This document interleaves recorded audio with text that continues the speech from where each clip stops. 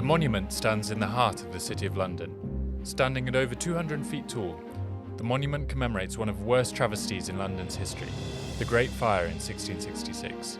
Join City AM as we explore the fire, the monument itself, and some of the stories that surround this famous building. The fire began in Thomas Farriner's bakery in Pudding Lane on 2nd of September 1666. The fires in Farriner's ovens were not properly extinguished, creating sparks which then set the house on fire. Given how compact the city was, and the fact that most houses were made out of wood, fires were quite common.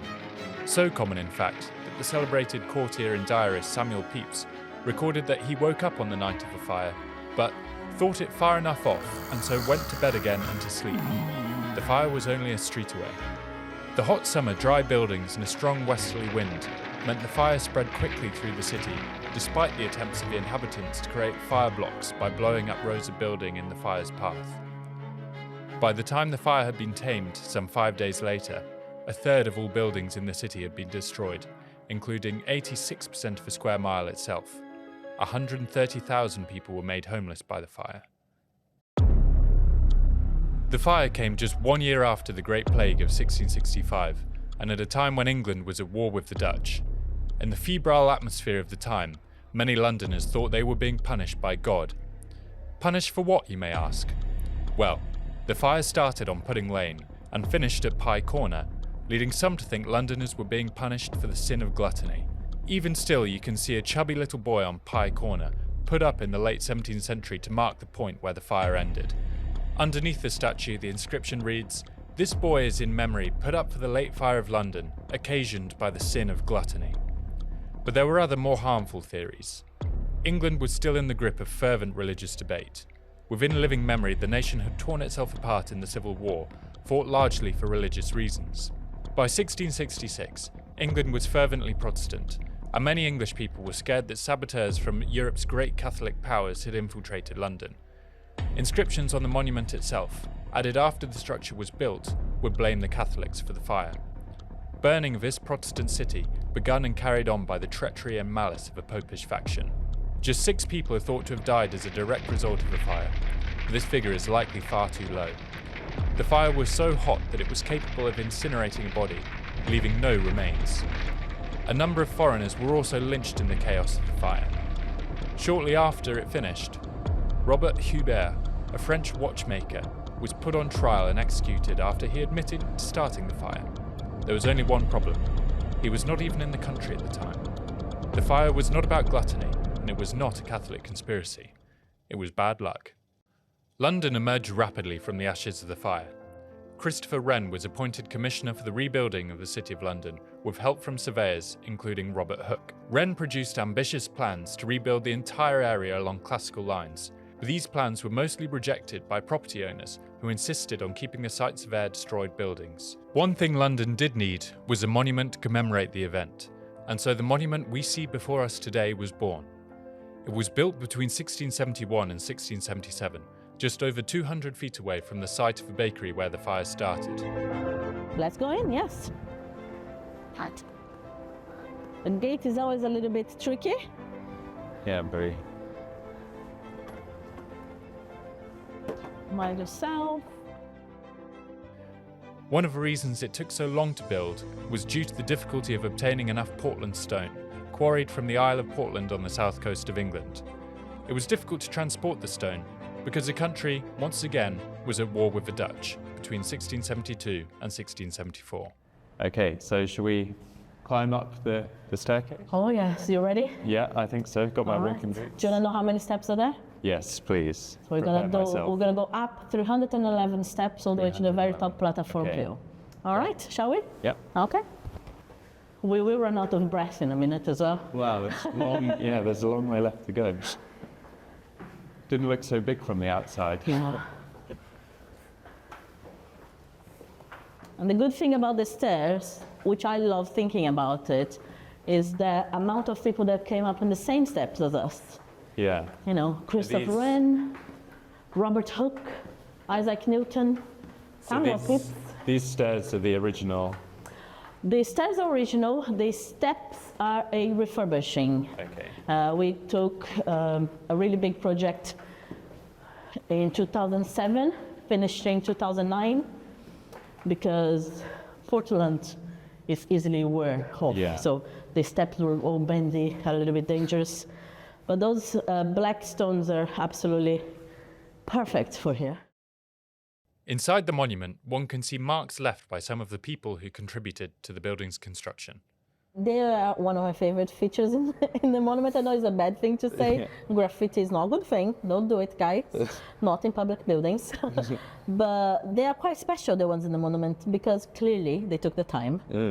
And they always put dates as well. So 1794, this one.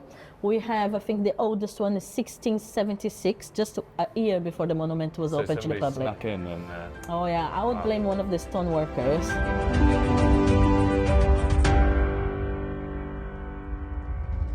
This is the best time, because this is when you finally realize why it's so great yeah. coming up here. Look at this view. Wow. Views all over the city. It's magnificent, isn't it? Yeah. Oh, Tower Bridge, that's where we were last week. There we go. Yeah. The thing with the monument is that the city has amazing skyscrapers to visit, to see. But there's just something about being at the top of the monument that makes it absolutely special. Yeah. Well, this would have been here 200, 300 years ago. 350 years. Yeah.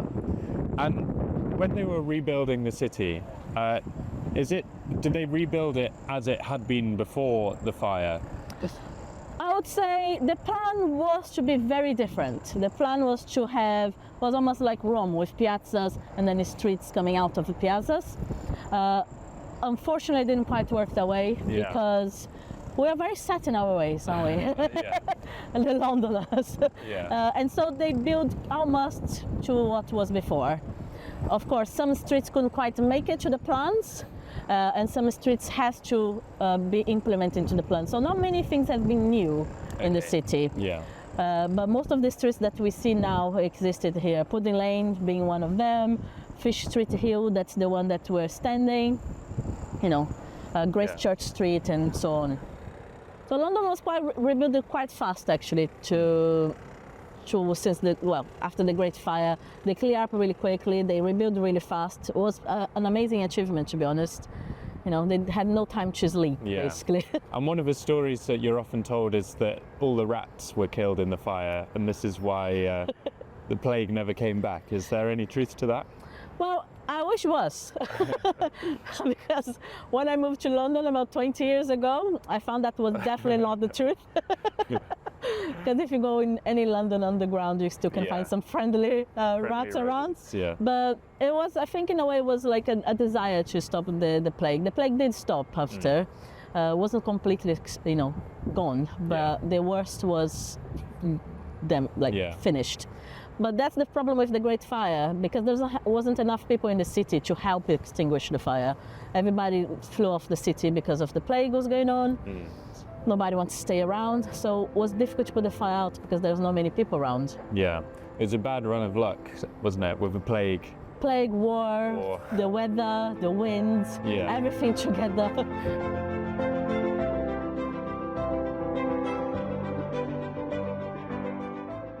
The monument didn't just exist to commemorate the fire. Wren and Hooke were leading scientists of the age and never let a good opportunity go to waste. So they turned the monument into an observatory too. This is a one-lifetime experience, just saying. Yeah.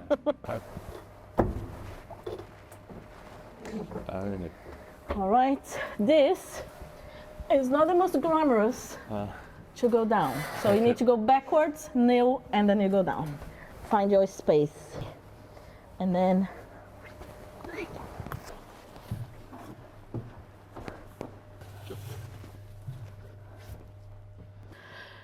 Okay, so we're now in the basement of the monument. What did they do down here? Well, experiments. I think because Robert Hooke he was the head of experiments for the Royal Society.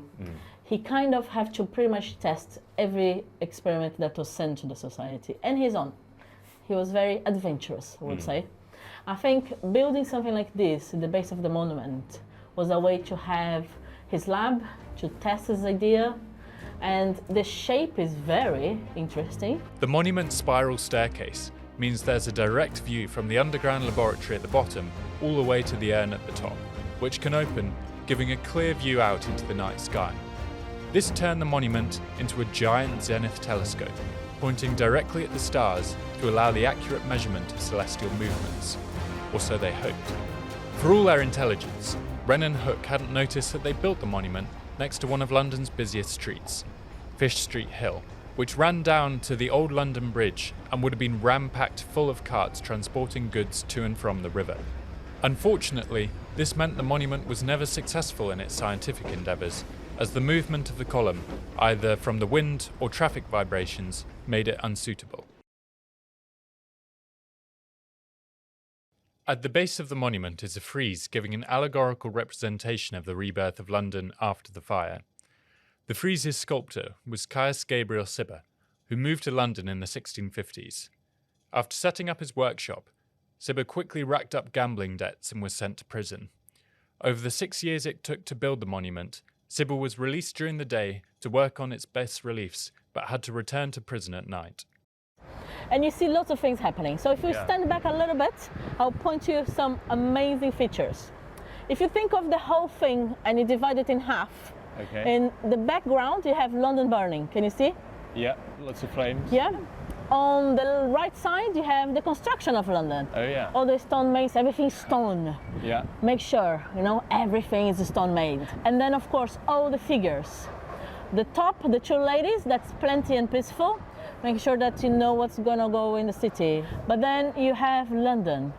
London is represented by this very sad woman. She's being held. Long hair, beautiful body, holding this sort of some pose. She's sitting in the crumbles of the city of London because the dragon represents the city for centuries. Then she's being held by two essential people. One is Father Thames, that represents time. The time will bring London back, but also industry will bring London back. So the lady helping her up as well, she is industry. And she's holding something. It's a caduceus, which represents industry and rebuild. Then you have the king himself, looking super Roman-like. Yeah. Beautiful wig and his Roman outfit. The sandals are my favorite. He's holding the plans of the new city of London, plans drawn by Christopher Wren. Yeah. He's touching architecture. She's holding a square and a compass in her hand, followed by liberty and imagination. Imagination has those little kids running around in her hat. And you have to have imagination to rebuild a whole new city. Yeah. You have to have essential things, I thought it was a crown, but they're little kids. There's little kids running around her head. Underneath them, envy. Envy eating a heart. Not everybody was fan of London and fan of King Charles at the time. So we have envy there. They're standing in envy. They don't care for it. Yeah. They want things better to come to the city. And I think it's an amazing sculpture in the city. It's so much to see. It's beautiful. You could look at it for ages. Yeah. And once you understand, you're like, oh, that makes sense. There is no better place to understand the story of the Great Fire and its importance to London than the monument. It represents the city's resilience in the face of catastrophe, as well as its creativity and beauty. But the structure, like the fire itself, also reveals the darker aspects of human nature. The monument reminds Londoners that they must always be on guard against fear and suspicion to allow the city to thrive. If you've enjoyed this episode, then do go and have a look at our other episode about Tower Bridge.